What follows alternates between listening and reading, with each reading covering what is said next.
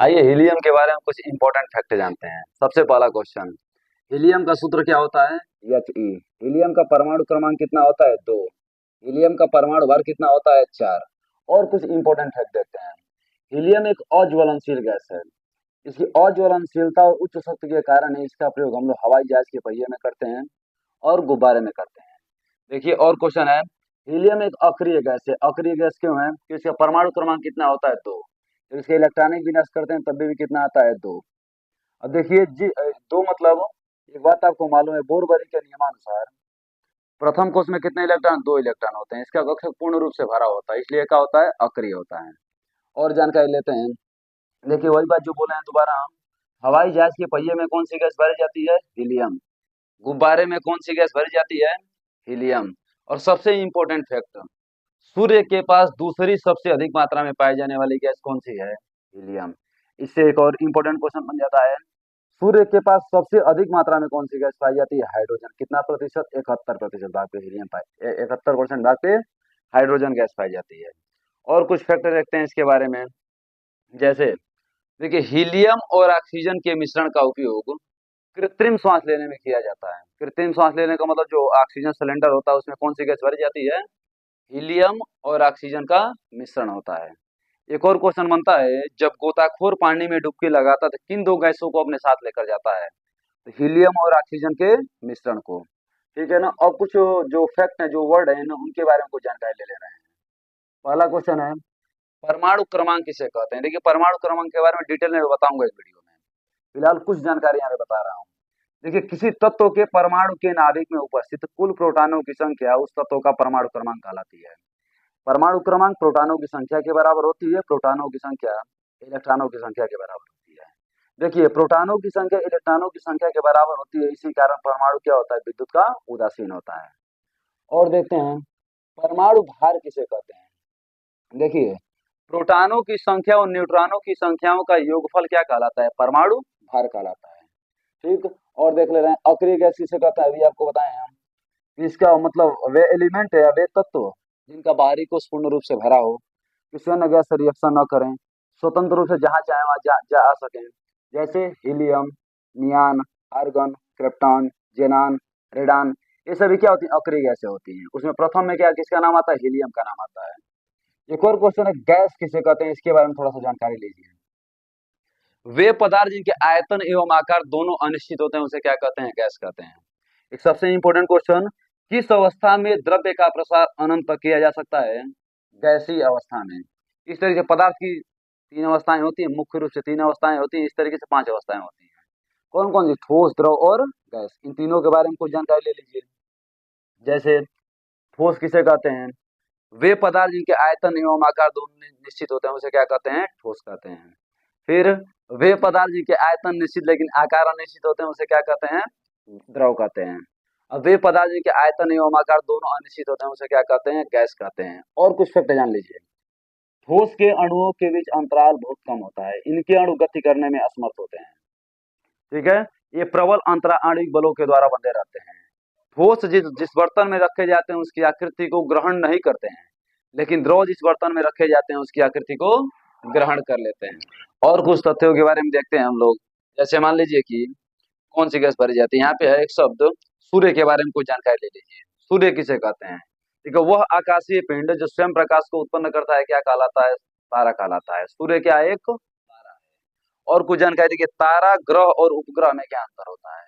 वह आकाशीय पिंड जो स्वयं प्रकाश को उत्पन्न करता है तारा कहलाता है।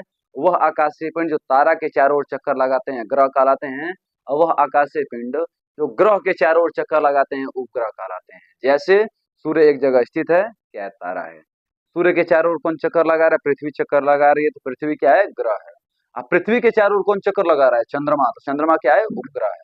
ठीक है। और कुछ देखते हैं प्रश्न इससे। हीलियम के बारे में, हीलियम के बारे में डिटेल में बताऊंगा। ठीक है, कुछ सुन ही लीजिए अभी इसके बारे में। हीलियम हम बता ही रहे हैं हम, ठीक है। ऑक्सीजन के बारे में कुछ सुन लीजिए कि किस गैस को प्राणवायु के नाम से जाना जाता है? ऑक्सीजन को। किस गैस को प्राणदायिनी के नाम से जाना जाता है? ऑक्सीजन को। कौन सी गैस स्वयं नहीं जलती लेकिन जलाने में सहायक होती है? Oxygen gas. ऑक्सीजन का परमाणु क्रमांक 8 होता है, परमाणु भार कितना होता है? 16 होता है। ठीक है। एक इंपॉर्टेंट क्वेश्चन, धरातल पर सबसे अधिक मात्रा में कौन सी गैस पाई जाती है? Oxygen gas. और वायुमंडल में दूसरी सबसे अधिक मात्रा में कौन सी गैस पाई जाती है? Oxygen gas. कितना परसेंट? 21%। धरातल पर कितना परसेंट? 46.66%। ठीक है। एक और क्वेश्चन, मिश्रण किसे कहते हैं? देखिए, दो या दो से अधिक तत्वों को किसी भी अनुपात में मिलाने पर किसका निर्माण होता है? मिश्रण का निर्माण होता है। मिश्रण दो प्रकार के होते हैं, समांगी मिश्रण और विषमांगी मिश्रण। जब दो या दो से अधिक पदार्थ मिल जाए तो समांगी मिश्रण, नहीं मिलेंगे तो विषमांगी मिश्रण। चलिए और देख रहे हैं हम लोग इसके बारे में। कृत्रिम श्वास का मतलब जानते हैं आप लोग? मानव द्वारा निर्मित। कृत्रिम का मतलब ऐसी वस्तुएं जो मानव द्वारा निर्मित है, उसे क्या बोलते हैं? कृत्रिम वस्तुएं। ठीक है। ये तो जानकारी है किसके बारे में? हीलियम के बारे में। कुछ लिथियम के बारे में भी जानकारी ले रहे हैं हम। सबसे पहला question, what is the formula of lithium? Lithium का सूत्र क्या होता है? Li। और क्या होता है? लिथियम का परमाणु क्रमांक कितना होता है? 3। परमाणु भार कितना होता है? 7। ठीक है। एक सबसे इंपॉर्टेंट क्वेश्चन बनता है यहाँ पे कि सबसे हल्की गैस कौन सी है? सबसे हल्की गैस पूछे तो हाइड्रोजन हो जाएगा। सबसे हल्की धातु कौन सी है? लिथियम। लिथियम किसके साथ विकर्ण संबंध प्रस्तुत करता है? मैग्नीशियम के साथ। सब बहुत इंपॉर्टेंट क्वेश्चन है। लिथियम किस तत्व के साथ विकर्ण संबंध प्रस्तुत करता है? उसका नाम क्या है? मैग्नीशियम। और कुछ जानकारी इनके बारे में दे दे रहे हैं। परमाणु क्रमांक के बारे में भी बताए हैं, परमाणु भार के बारे में भी बताए हैं। धातु के बारे में कुछ रिवीजन कर लीजिए। धातु के बारे में कल की वीडियो में पूरा डिटेल में देखा गया था। आज कुछ रिवीजन करवा दे रहे हैं। धातु क्या होते हैं? इलेक्ट्रॉन दाता होते हैं। इलेक्ट्रॉन त्याग करके धनायन बनाते हैं। इनमें तन्यता, आघात वर्धनीयता, कठोरता, चमक इत्यादि गुण पाया जाता है। धातु विद्युत और उष्मा के सुचालक होते हैं। इनके गलनांक और क्वथनांक कैसे होते हैं? उच्च होते हैं। सबसे भारी धातु कौन सी है? ऑस्मियम। सबसे हल्की धातु कौन सी है? लिथियम। फिर जैसे मान लीजिए कि सबसे मजबूत धातु कौन सी है? टंगस्टन। सबसे कठोर धातु कौन सी है? क्रोमियम। ये सभी इंपॉर्टेंट फैक्ट किसके बारे में है? धातु के बारे में है। ठीक है ना। मैग्नीशियम के बारे में भी एक इंपॉर्टेंट क्वेश्चन जान लीजिए। पौधों के पत्तियों में कौन सा एस्क पाया जाता है? मैग्नीशियम एस्क पाया जाता है। मैग्नीशियम का सूत्र क्या होता है? Mg। परमाणु क्रमांक कितना होता है? 12। और परमाणु भार कितना होता है? 24 होता है। अभी तो फिलहाल दो तत्वों के बारे में जानकारी लें। किसके बारे में? हीलियम के बारे में और लिथियम के बारे में। तो क्विक रिवीजन कर लीजिए, फास्ट रिवीजन कर लीजिए। हीलियम का सूत्र क्या होता है? He। परमाणु क्रमांक 2, परमाणु भार 4 होता है। ये अज्वलनशील गैस है, यह अक्रिय गैस है, यह हवाई जहाज के पहिए में भरी जाती है, यह गुब्बारे में भरी जाती है, सूर्य के पास दूसरी सबसे अधिक मात्रा में उपस्थित होती है। हीलियम और ऑक्सीजन के मिश्रण का उपयोग कृत्रिम श्वास लेने में किया जाता है और समुद्र में गोताखोरों द्वारा डुबकी लगाते समय भी इसका उपयोग किया जाता है। लिथियम के बारे में भी कुछ जानकारी ले लीजिए। लिथियम का सूत्र क्या होता है? Li। परमाणु क्रमांक 3, परमाणु भार 7। सबसे हल्की धातु कौन सी है? लिथियम। लिथियम किसके साथ विकर्ण संबंध प्रस्तुत करता है? मैग्नीशियम के साथ। ठीक है। अब अगले स्लाइड पे चलते हैं, दो और तत्वों के बारे में जानकारी लेते हैं। ठीक है। आइए पेट्रोलियम के बारे में कुछ जानकारी लेते हैं। एक इंपॉर्टेंट क्वेश्चन है कि द्रव सोना के नाम से किसको जाना जाता है? पेट्रोलियम को। और एक क्वेश्चन है जैसे पेट्रोलियम को किस विधि के द्वारा शुद्ध किया जाता है?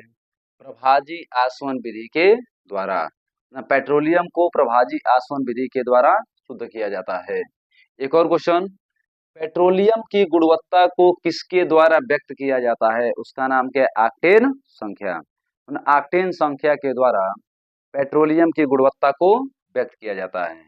एक और क्वेश्चन देखते हैं कि व्यापारिक वैसलीन को किसके द्वारा प्राप्त किया जाता है? तो व्यापारिक वैसलीन को पेट्रोलियम के द्वारा प्राप्त किया जाता है। और कुछ जानकारी लेते हैं इसके बारे में। जैसे एक शब्द है क्या? द्रव। द्रव के बारे में थोड़ा सा जानकारी ले लीजिए। वे पदार्थ जिनके आयतन निश्चित लेकिन आकार अनिश्चित होते हैं, द्रव कहलाते हैं। सोना के बारे में कुछ जानकारी ले लीजिए। धातुओं का राजा किसे कहा जाता है? सोना को। सबसे शुद्ध सोना कितने कैरेट का होता है? 24 कैरेट का होता है। सोने की शुद्धता को किससे मापा जाता है? कैरेटोमीटर से मापा जाता है। फिर सोना किस पदार्थ में घुल जाता है? अम्लराज में घुल जाता है। अम्लराज का सूत्र क्या होता है? HNO3+3HCl। अम्लराज को और किस नाम से जाना जाता है? एक्वारेजिया के नाम से जाना जाता है। ठीक है। अब देखते हैं और प्रश्नों को। पेट्रोलियम को किस विधि तो हो गया? प्रभाजी आसवन विधि। प्रभाजी आसवन विधि का मतलब थोड़ा समझिएगा। यदि किसी पदार्थ को शुद्ध करने के लिए अलग अलग टेम्परेचर की आवश्यकता हो तो उसे बोलेंगे प्रभाजी आसवन विधि। यदि किसी पदार्थ को शुद्ध करने के लिए एक नियत टेम्परेचर की आवश्यकता हो उसे बोलेंगे आसवन विधि। ठीक है। अब ऑक्टेन संख्या के बारे में आप लोग जानते ही हैं। चलिए अब देखते हैं हम लोग किसके बारे में, थोड़ा सेल के बारे में जानकारी ले रहे हैं। सेल किसे कहते हैं, काफी इंपॉर्टेंट क्वेश्चन होता है सेल। पूरा डिटेल में इसके बारे में जानकारी लेते हैं, ध्यान लगा के देखिएगा इसको। पहला क्वेश्चन है कि सेल कितने प्रकार के होते हैं। सेल दो प्रकार के होते हैं, प्राथमिक सेल और द्वितीयक सेल। अब प्राथमिक सेल किसे कहते हैं, द्वितीयक सेल किसे कहते हैं, इसके बारे में थोड़ा जानकारी देखिएगा। प्राथमिक सेल किसे कहेंगे, वे सेल जिन्हें एक बार प्रयोग करने के बाद दोबारा आवेशित करके प्रयोग में नहीं लाया जा सकता, उसे क्या बोलते हैं, प्राथमिक सेल। प्राथमिक सेल का उपयोग केवल एक बार किया जाता है, फिर दोबारा जब डिस्चार्ज हो जाता है तो डिस्चार्ज सेल दोबारा चार्ज नहीं हो पाता है। जैसे मान लीजिए कि डैनियल सेल, शुष्क सेल, मरकरी सेल, ये सभी क्या होते हैं, प्राथमिक सेल के उदाहरण होते हैं। सीधा सीधा पेपर में आ जाता है कि डेनियल सेल किस सेल का उदाहरण है। ऑप्शन दे देगा प्राथमिक सेल, द्वितीयक सेल, फिर मान लीजिए दोनों, इनमें से कोई नहीं, तो आंसर क्या सही होगा, प्राथमिक सेल। शुष्क सेल किस सेल का उदाहरण होता है, प्राथमिक सेल। मरकरी सेल किस सेल का उदाहरण होता है, प्राथमिक सेल। और प्राथमिक सेल का उदाहरण दैनिक जीवन में क्या देखते हैं, जो घड़ी में लगा हुआ सेल है वो क्या है, प्राथमिक सेल। फिर जो दीवार घड़ी में लगा हुआ सेल सेल होता है वो भी क्या होता है, प्राथमिक सेल। मतलब प्राथमिक सेल एक बार डिस्चार्ज होने के बाद दोबारा चार्ज नहीं हो पाता है ना। और अब बात करते हैं किसके बारे में, द्वितीयक सेल के बारे में। प्राथमिक सेल के बारे में पूरा हो गया, द्वितीयक सेल के बारे में थोड़ा सा ध्यान दीजिएगा। वह सेल जिसे एक बार प्रयोग करने के पश्चात दोबारा आवेशित करके प्रयोग में लाया जा सकता है, उसे क्या बोलते हैं, द्वितीयक सेल। जैसे मान लीजिए मोबाइल में लगा हुआ सेल क्या है, द्वितीयक सेल है। इन्वर्टर में लगा हुआ सेल, गाड़ियों में लगा हुआ सेल, ये सभी सेल किसके उदाहरण होते हैं, द्वितीयक सेल के उदाहरण होते हैं। पेपर में कैसे प्रश्न बनता है, पेपर में प्रश्न बनेगा सीसा संचायक सेल किस सेल का उदाहरण है, द्वितीयक सेल का। निकिल कैडमियम सेल किस सेल का उदाहरण है, द्वितीयक सेल का। ठीक है, अब एक अपने मेन भाषा में समझा जाए। प्राथमिक का मतलब क्या होता है, प्रथम, एक, मतलब एक बार प्रयोग होगा दोबारा प्रयोग में नहीं लाया जाएगा। द्वितीय का मतलब क्या होता है, दो, ये एक बार डिस्चार्ज दोबारा जब प्रयोग में लाएंगे तो दोबारा भी ला सकते हैं, 4 बार भी ला सकते हैं, 5 बार भी ला सकते हैं, है ना। तो अपने भाषा में आप लोग याद करिए, प्राथमिक मतलब प्रथम, एक बार प्रयोग में लाया जाएगा दोबारा प्रयोग में नहीं लाया जाएगा, उसे क्या बोलेंगे, प्राथमिक सेल। और द्वितीयक सेल एक बार डिस्चार्ज हो गया दोबारा चार्ज करिए, फिर डिस्चार्ज हो गया दोबारा चार्ज करिए, इस तरीके से हमेशा चलती रहती है क्रिया। ठीक है, आज हम लोग कितने कितने टॉपिक के बारे में जानकारी लिए, 4 टॉपिक के बारे में। बंद कर देगा कहा साउथ वाले जमीन के किनारे, इस तरीके से करके हम लोग आज भी 4 टॉपिक को कंप्लीट किए। ठीक है, अब नेक्स्ट वीडियो कल आएगा। प्रतिदिन हम कम से कम 4 टॉपिक, अधिक से अधिक 6 टॉपिक, 7 टॉपिक, 8 टॉपिक, इस तरीके से करके हम लोग डिस्कशन करेंगे। ठीक है, और एक और काम के चैनल यदि आपको वीडियो पसंद आ रहा है तो लाइक सब्सक्राइब जरूर किया करिए, अपने दोस्तों के पास शेयर भी कर दिया करिए। शुरुआत है, थोड़ा सा वीडियो कम जा रहा है, आने वाले समय में जहाँ 1000 सब्सक्राइबर पूरा होंगे पूरा दबा के वीडियो जाएगा, मतलब लाइव वीडियो चलेगा डेली 8 बजे, डेली 8 बजे तो वीडियो आ ही रहा है। उस समय आधा घंटा से ज्यादा, 1 घंटा, 1.5 घंटा, 2 घंटा, 3 घंटा का वीडियो हम देंगे। ठीक है, पहला इस समय आप लोगों का काम क्या है, चैनल को लाइक करना, सब्सक्राइब करना और शेयर करना। ठीक है, बहुत बहुत धन्यवाद, मिलते हैं कल की वीडियो में। चलिए।